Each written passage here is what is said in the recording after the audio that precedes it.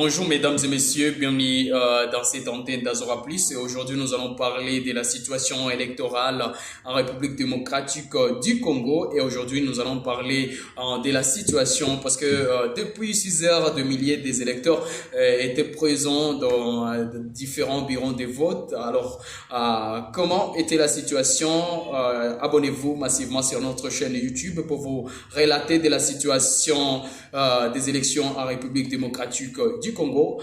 Et là, nous allons au Nord Kivu, précisément à Goma. Les élections se passent bien à quelques bureaux de vote. Donc, il y a aussi quelques bureaux qui ont fustigé des problèmes, dont des batteries qui n'avaient pas d'énergie. Là, à 6h, 8h, voire même 11h pour commencer l'échéance électorale. Sans oublier aussi, là, nous allons à Mangulujipa, à 100 km de la ville de Butembo, dont nous étions à 16h, à 16h juste, donc il y a un hélicoptère qui est venu pour amener le matériel électoral. Mais aussi à Kinshasa, plusieurs bureaux de vote, il y a eu des perturbations des noms, il y a ce qui manque des noms sur la liste.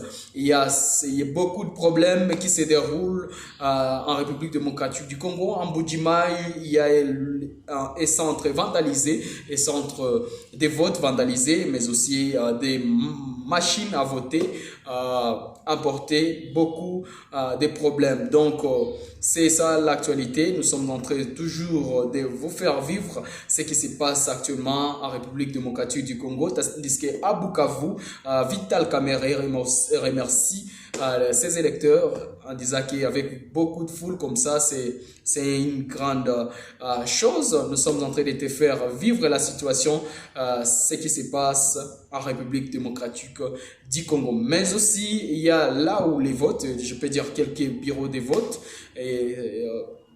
qui se portent bien et qui font des votes. Et donc, nous sommes en train de te faire toujours la situation, de te faire c'est quoi la situation en République démocratique du Congo à ce qui concerne des votes.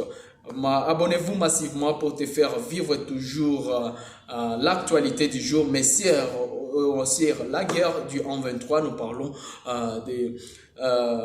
un calme, donc une accalmie précaire, c'est toutes les lignes de front, donc pas de combat, c'est dans le cadre de cessez-le-feu prolongé qui était de 72 heures prolongé à 2 semaines à ce qui concerne les scrutins, donc les votes qui se passent en République démocratique du Congo.